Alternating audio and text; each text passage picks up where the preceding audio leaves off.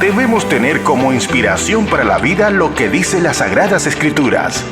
Es una de las frases de nuestro próximo invitado. Él es pastor presidente de la Iglesia Centro Evangelístico. Cuenta con una notable expansión moderna de la palabra de Dios. Y además es el presidente nacional del Concilio de las Asambleas de Dios en Colombia. Con nosotros, el reverendo Humberto Fajardo. Saludo a los pastores Mauricio y Nora Conde, a su familia, a las 46 sedes de este gran ministerio del Centro Familiar Cristiano, también a las más de 4.750 familias que hacen parte de este ministerio y que sin duda serán muchas más familias. Estamos muy alegres de poder celebrar este aniversario, el número 27, bajo el lema Expansión y Avance, mi familia en avivamiento. ¿Cuántos pueden decir en este día, mi familia estará bajo el avivamiento del Espíritu Santo?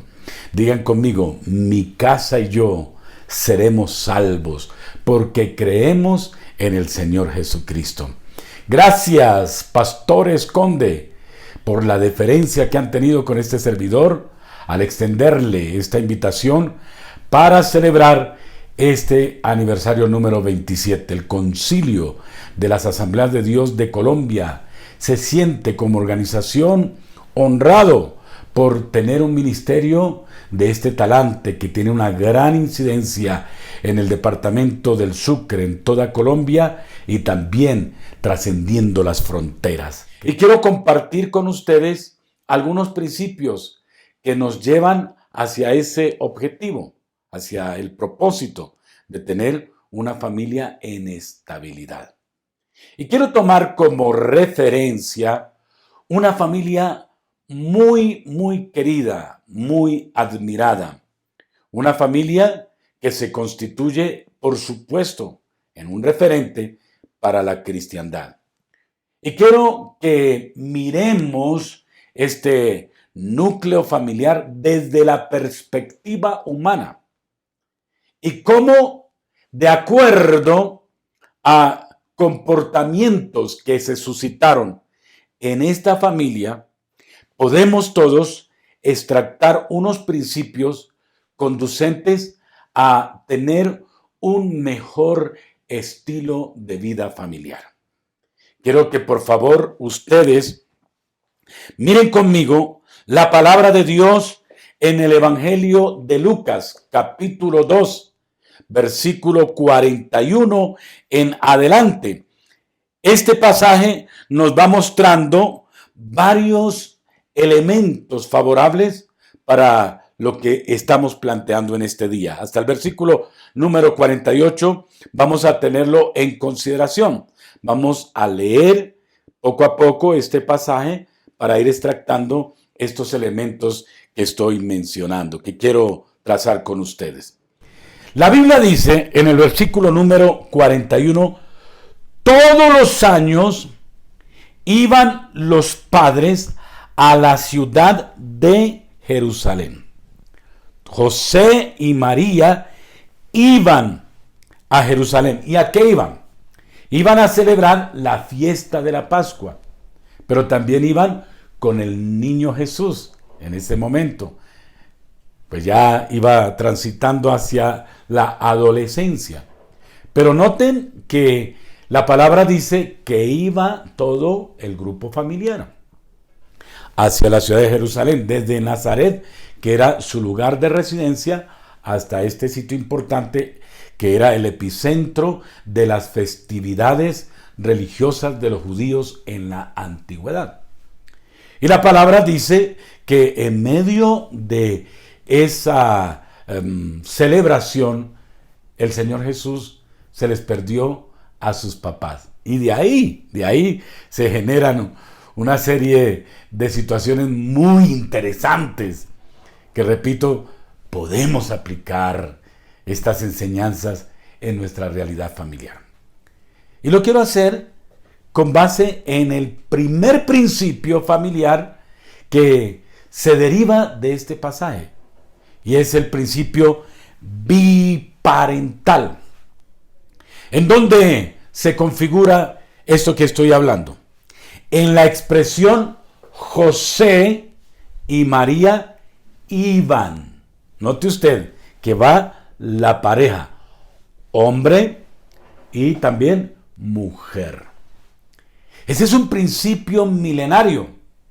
Es un principio que se aplicó desde la creación del ser humano. La palabra dice allá en Génesis capítulo 2 que Dios creó al hombre y a la mujer. Y el Señor dijo, por tanto dejará el hombre a su papá y a su mamá, se unirá con su mujer y los dos serán una sola carne, principio biparental.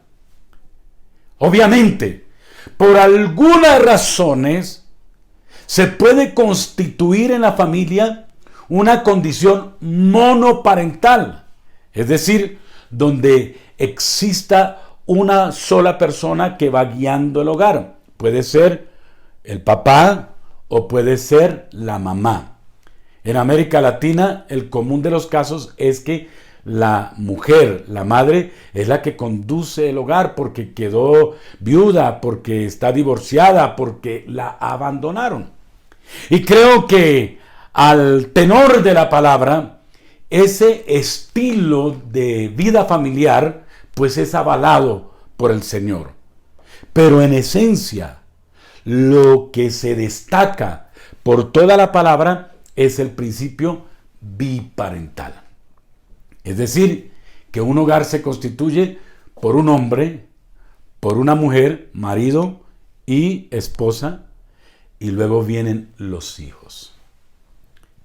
Pero con base en el estilo de vida de la posmodernidad, se está configurando otro tipo de hogar, otro tipo de familia, y es el modelo homoparental. Y el modelo homoparental significa que se puede constituir una familia con parejas del mismo sexo, mujer con mujer, hombre con hombre. Pero a la luz de la palabra no es así. Y todos los que tenemos esta ascendencia cristiana, desde las diferentes vertientes, tenemos como referente a José y María y al Señor Jesús, como lo denominan en Barcelona, la familia sagrada, en ese gran templo que hicieron allí, que es una especie de monumento. Tenemos ese referente y ese es el que hay que seguir. Y no lo hacemos por caprichos religiosos, sino porque así está establecido en la palabra de Dios. Amados, no es fácil mantener ese principio biparental, pero es lo ideal, es lo que debemos perseguir.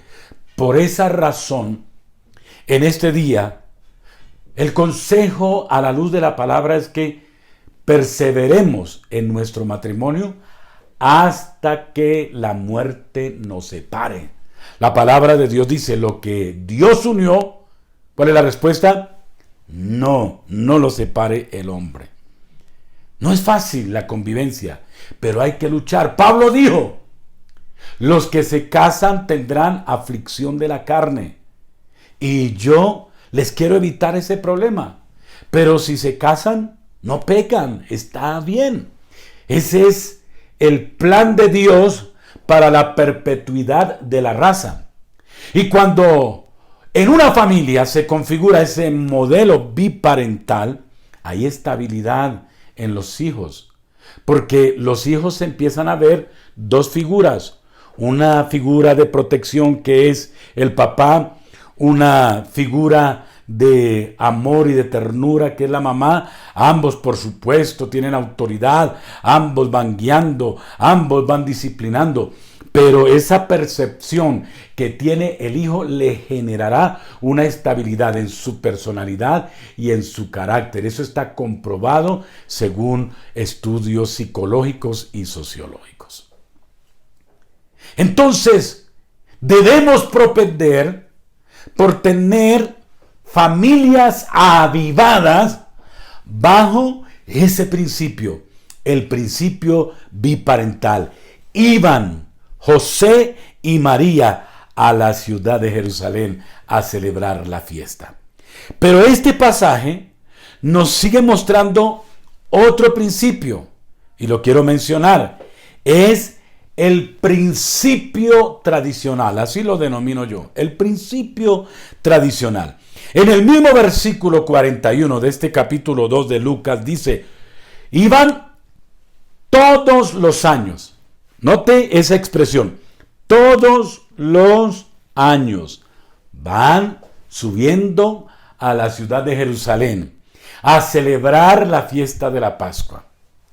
No pararon un solo año, había una costumbre.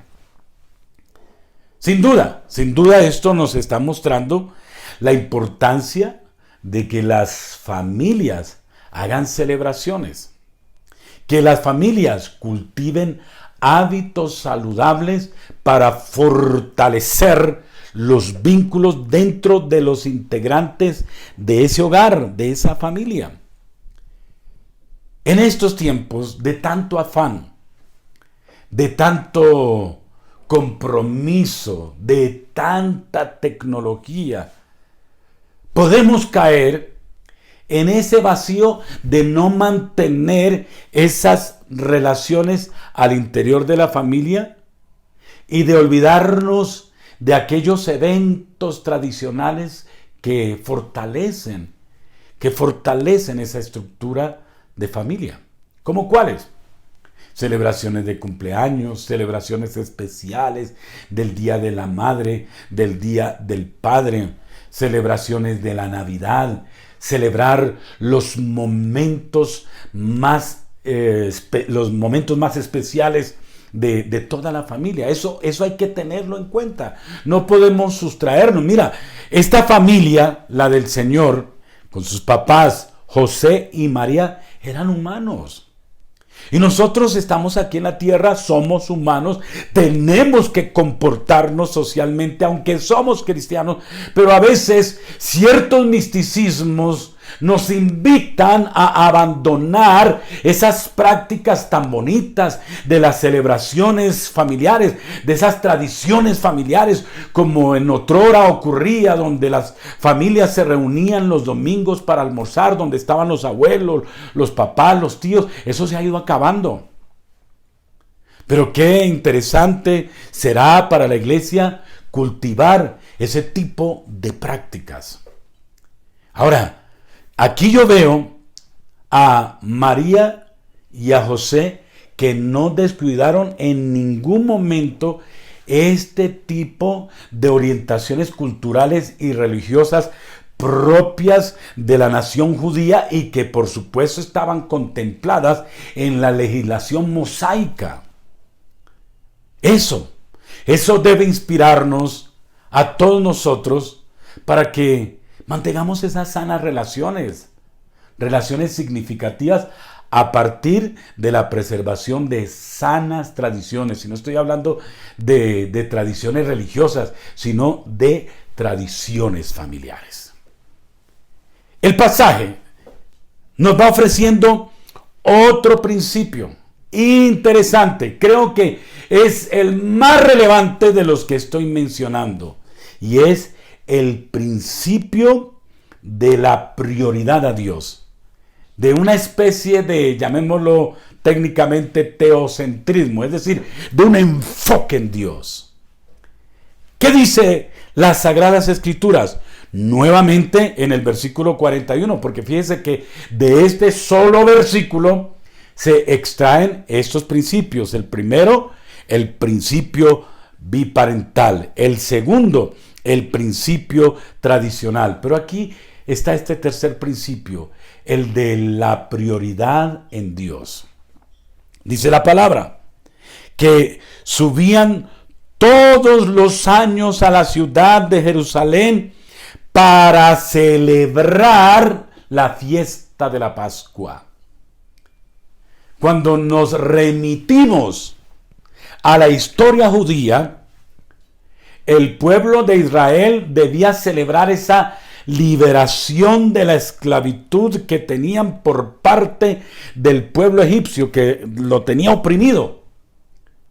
Y el Señor celebró la liberación del pueblo de Israel con todos sus seguidores y colocando como líder a Moisés a través de una fiesta, la fiesta de la Pascua.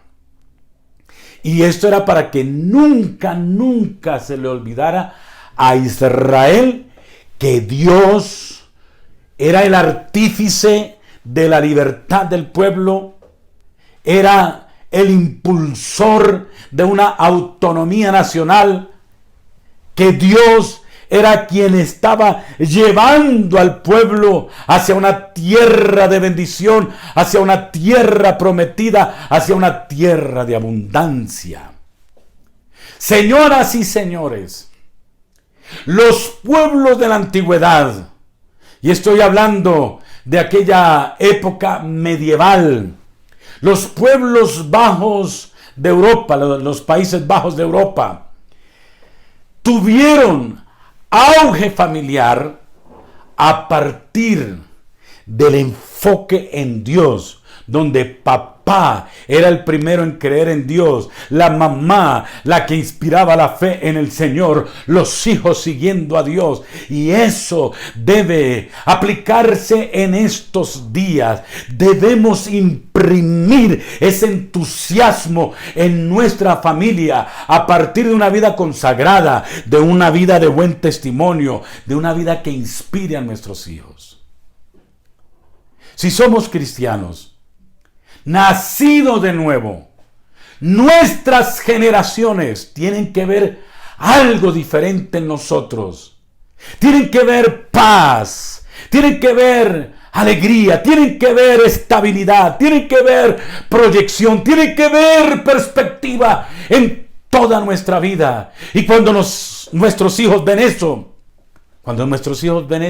se van a inspirar. Pero todo nace a partir de una relación con Dios. Y cuando los hijos ven estas cosas, van a querer seguir a Dios. Van a querer abrazar nuestra fe. Yo quiero en este día polemizar con algunos, debatir el pensamiento de algunos cuando dicen que a los hijos hay que respetarles las autonomías. ¿Cierto?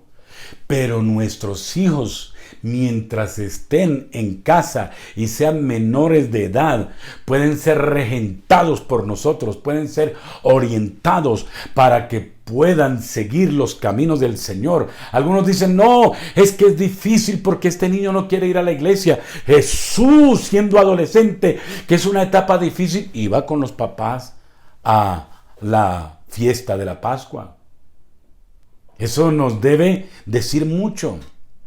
Creo que todo pasa por la laxitud de muchos de nosotros. O somos demasiado laxos, donde no estamos llevando a nuestra gente a un conocimiento con Dios, donde no los estamos impulsando, o somos demasiado místicos, demasiado fanáticos, demasiado religiosos, que le creamos aversión a la fe de parte de nuestros hijos. Estamos hoy en una sociedad demasiado permisiva y estamos abandonando esos valores cristianos, dejando que muchos de nuestros niños queden a la deriva de las filosofías rampantes, las filosofías que hoy están de moda y que los llevan a tremendas equivocaciones, a confusiones de su identidad, a generar vacíos, rebelión, y muchas de esas actuaciones tienen una honda responsabilidad de nosotros como padres.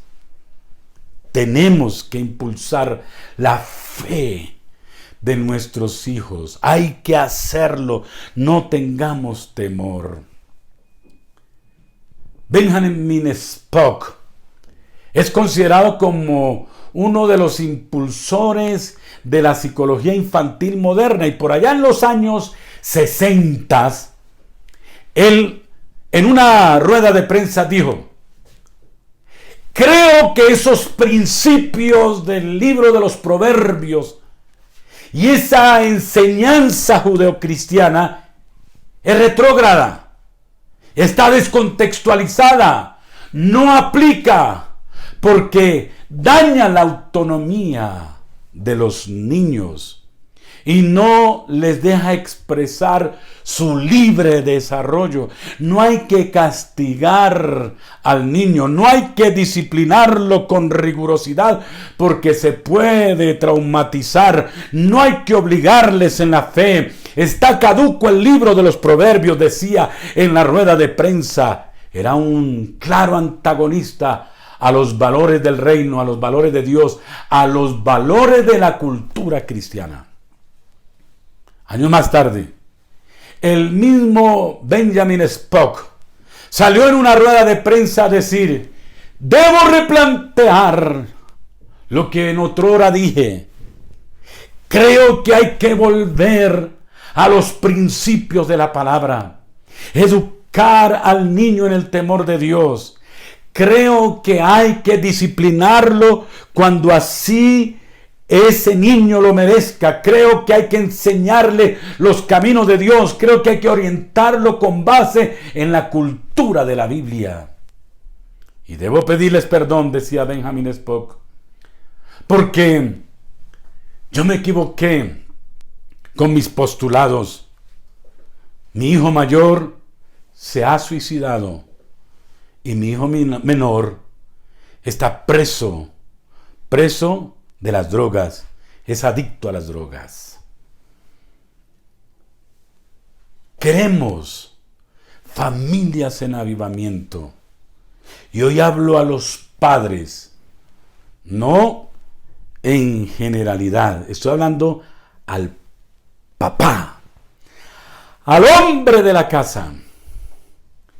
Está en ustedes la responsabilidad de inspirar la fe de sus hijos. Si están pequeños, hay tiempo.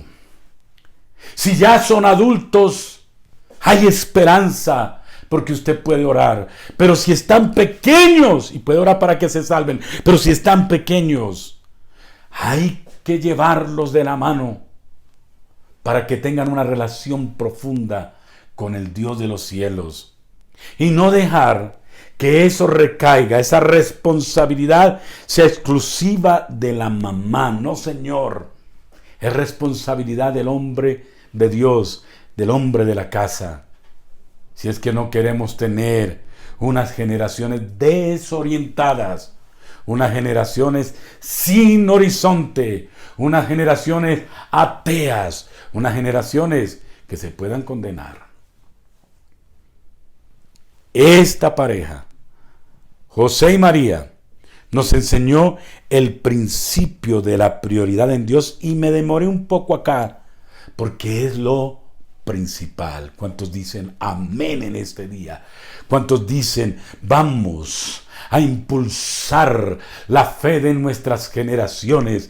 Vamos a motivar a que nuestros hijos sigan a Dios. Yo como padre voy a orar con mis hijos cuando ellos se acuesten. Voy a hacer oración en los eventos principales de mis hijos. No voy a dejar que esa responsabilidad quede solamente en las mujeres. No va a quedar solamente en la abuela o en la mamá. No, va a ser una responsabilidad mía, porque yo quiero que mi hijo sea salvo. Y quiero añadir un principio más, un principio importante que debemos aplicar, y es el principio de la responsabilidad familiar. La palabra de Dios nos está diciendo en el versículo 44, ya podemos saltar hasta ese versículo, que el niño Jesús se perdió y ya llevaban bastante tiempo recorrido, ya llevaban muchas horas Y ellos creían que el niño estaba con los parientes o estaba entre amigos. Se confiaron. Pero cuando descubrieron, se tuvieron que devolver, pero fue bastante tiempo según narra la escritura y tuvieron que buscarlo entre los conocidos. Mira lo que pasa ahí. Que a veces el exceso de confianza en nuestros hijos los puede echar a perder. ¿En qué sentido es el exceso de confianza? En confiar en que ellos están actuando bien, que cuando salen de la casa están yendo a donde los amigos que nos están diciendo van a ir a visitar. Es ese exceso de confianza que también se puede traducir en candidez paternal o en ingenuidad paternal. Cuando nos dicen nuestras hijas, nuestros hijos, que van a hacer alguna labor, pero en realidad no la van a hacer. Debemos tener responsabilidad familiar. Y parte de esa responsabilidad familiar está en el acercamiento entre papás e hijos. Y ese acercamiento nos va a permitir conocer cuáles son sus gustos, sus sueños, cuáles son sus amigos. Hay que tener cercanía con ellos. Se pueden perder las relaciones entre papás e hijos dentro de la misma casa. Estamos tan absortos en todo lo que nos muestra hoy lo mediático, lo que nos muestran hoy las redes sociales. Estamos tan ocupados de tantas cosas que los secundarios son nuestros hijos. Se ha perdido ese diálogo. La televisión es un enemigo de la familia. Y no somos antitelevisión. Eso pasó de moda hace tiempo. Ser antitelevisor. Pero tantos canales de televisión, tantos videos que hay por las redes sociales, tanta distracción, que lo que menos, si usted se da cuenta, se hace hoy es tener cercanía con los integrantes de la familia. Casi no se hablan papá y mamá. Cada uno está con el celular, está con las redes sociales, distraídos. Casi no se habla con los hijos. Qué bonitas esas épocas donde los abuelos con nuestros padres y nosotros como nietos nos reuníamos y contábamos historias y nos contaban cómo era el pasado de nuestra familia, cómo se conocieron nuestros abuelos. Qué cosa más maravillosa, pero eso se ha perdido. Cuando tenemos cercanía con ellos y dialogamos, no nos va a traicionar el exceso de confianza en ellos. Que inclusive a veces ni es exceso de confianza, sino el exceso de desinterés en nuestros hijos. Yo tengo que saber hoy para dónde va mi hijo, qué hace mi hijo, cuáles son sus gustos, qué deporte les gusta, qué sueños tiene. Cuando tiene algún interés en el sexo opuesto, tengo que saber todo eso. Ahora, la responsabilidad familiar también tiene que ver, aparte de la atención, con la provisión, con la buena educación, con la orientación de modales para nuestros hijos. Hay que estar atentos a ellos. Y yo veo aquí a María y a José que tuvieron una falla, un exceso de confianza. Y dijeron, a lo mejor está con los parientes. Un exceso de confianza. Pero cuando detectaron la falencia, el error, actuaron con responsabilidad y fueron y buscaron a su hijo. ¿Sabe una cosa que mucha gente hoy cree? Que la responsabilidad de la educación de nuestros hijos está en la escuela, en el colegio, en la universidad o en la iglesia. No. La responsabilidad educativa está en nosotros.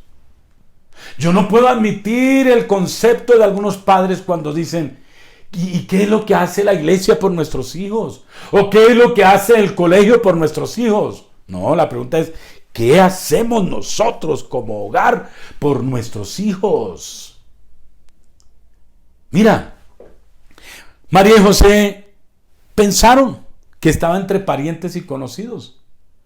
Y eso se puede evidenciar hoy, esa misma actitud se puede manifestar hoy.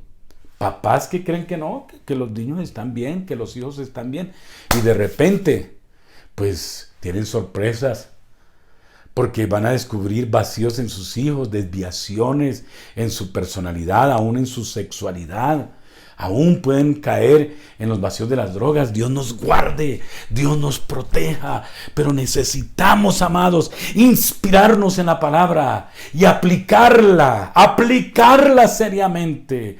Y eso no significa que seamos fanáticos o legalistas, no, significa que somos responsables delante de Dios por esa familia que el Señor nos dio. Ser responsables es también proveer, y proveer lo mejor dentro de nuestra posibilidad. Responder proveyéndoles a su necesidad. Otro principio, y es el principio de la autoridad paterna. El principio de la autoridad paterna.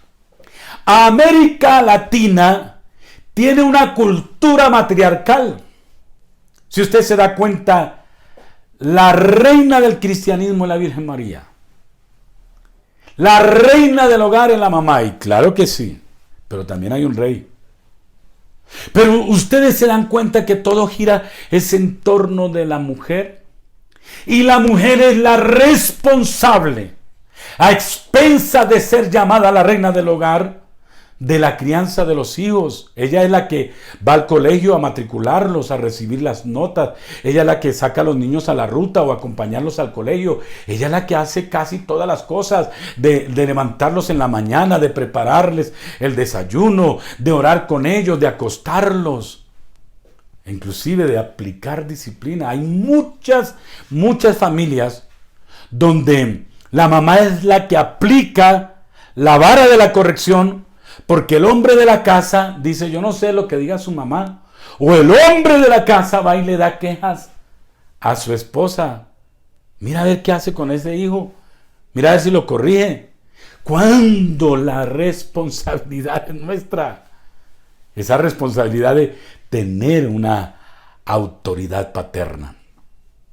Dicen los expertos que el decaimiento de los hogares obedece a la excesiva democratización en los hogares. Antiguamente eso no era así, papá y mamá mandaban. A veces obviamente se extralimitaban, sí, pero había autoridad. Pero hoy todo se democratiza y el hombre de la casa queda relegado a un segundo plano. Eso no debe ser así. Hombre de Dios, toma tu puesto. Mujer de Dios, toma tu puesto. Y veo aquí la autoridad paterna. Cuando dice, sus padres se sorprendieron al verlo. Claro, José está acompañando a María a buscar a su hijo. Versículo 48. Y la madre, porque ellas son más emotivas, exclamó, María exclamó, hijo, ¿por qué nos has hecho esto? Pero note lo que dice ahí, tu padre y yo te hemos buscado. Estábamos, en plural, preocupados por ti. No quedó la tarea solamente en la mujer, como ocurre en esta cultura matriarcal de Colombia. No, la responsabilidad del hombre. El hombre no es solamente un procreador ni un proveedor. El hombre es un educador. Hablo del género masculino. Es un educador, es un orientador, es uno que establece la autoridad paterna en la casa, y eso da seguridad al hijo. Créame que es así. No es maltratarlo, no es humillarlo, no es subestimarlo ni traumatizarlo, no. Pero sí mostrar una postura de carácter por parte del hombre de la casa, para que nuestros hijos crezcan establemente. Parejas, José y María son un referente, iban juntos. Parejas, caminen juntos, reconcíliense, tengan códigos de comportamiento que les permitan fortalecer el vínculo del amor. Tolérense el uno al otro. Mantengan ese principio biparental, hombre y mujer en la casa. Amados, mantengamos esa tradición en nuestras casas, de las celebraciones, de las reuniones, esas costumbres sanas de ir a la iglesia, pero en familia. Hombre que me está escuchando, no deje que su mujer y sus hijos vayan a la iglesia. No diga, no, eso es para ellos. Yo no, yo me ocupo del partido de fútbol, me ocupo de ver algún programa de televisión, de hacer algún ejercicio el día domingo. No, vaya con su familia y alimente esas tradiciones. Manejemos, amados, la prioridad en Dios. Dios es lo primero. Y cuando eso pasa, hay bendición. Hay bendición de Dios. Y tengamos responsabilidad en todos los aspectos y una adecuada autoridad paterna. No estoy desconociendo a la mujer, a la madre, no. Aquí yo veo que ambos, José y María, se sorprendieron, le llamaron la atención. Sí, hay una autoridad compartida, pero el primero, la cabeza, es el hombre. Quería compartir con ustedes estas cosas a partir de esta familia muy humana. Y espero que esto nos ayude a generar prácticas saludables en nuestro diario vivir y que hoy decidamos corregir algunas cosas en nuestra casa y que desde hoy nos impulsemos a administrar nuestra familia con base en los dictados de nuestro Dios. Levanta tus manos a los cielos y di, Señor, bendice mi familia. Di en esta hora, yo y mi casa te serviremos, oh Señor. En este día dile, Señor, yo te ruego que tú guardes mi hogar, mi matrimonio, que guardes mis hijos, mis nietos y todas mis generaciones. Dios de los cielos, aviva nuestras casas, aviva nuestras familias. Señor, en el nombre de Jesús, ayúdanos a ser cristianos, que te tememos, que te adoramos, pero también que te obedecemos. Y obedecer significa aplicar la palabra en todas las orientaciones, en todos los frentes. Señor, glorifícate y bendícenos en este día. Sigan con sus manos en alto. Padre, orando al Señor, yo te pido, Dios de los cielos, bendice a todo tu pueblo, bendice a estas casi 5,000 familias del Centro Cristiano y a todas las familias de Colombia y el mundo que están viendo esta transmisión. Bendice, Padre, estas generaciones, bendice, Padre, estos padres, bendice esta estructura familiar, ayúdanos a conducirnos conforme al modelo de la palabra, te lo rogamos, Señor, en el nombre de Jesús. Quita el engaño, quita las ideas falsas, ayúdanos a no ampararnos en la cultura secular, sino ampararnos en la cultura tuya, en la cultura de tu palabra, Dios. En el nombre de Jesús, en el nombre de Jesús, Señor, declaro bendición para todos. Declaro el Salmo 112 para todas estas familias. No tendrán temor de malas noticias. Oh, bienes y riquezas hay en su casa. La generación de los rectos será bendita. Señor Dios Todopoderoso, bendigo al hombre de la casa, bendigo a la mujer de la casa, bendigo a esta familia. En el nombre que es sobre todo nombre, en el nombre de Jesús. Amén, amén, amén. Alábalo y bendícelo en esta hora. Dios está con nosotros. y quiere familias avivadas, familias bendecidas, familias con proyección. En Cristo Jesús así será. Amén y amén. Muchas gracias, amados. Un abrazo y que Dios los bendiga.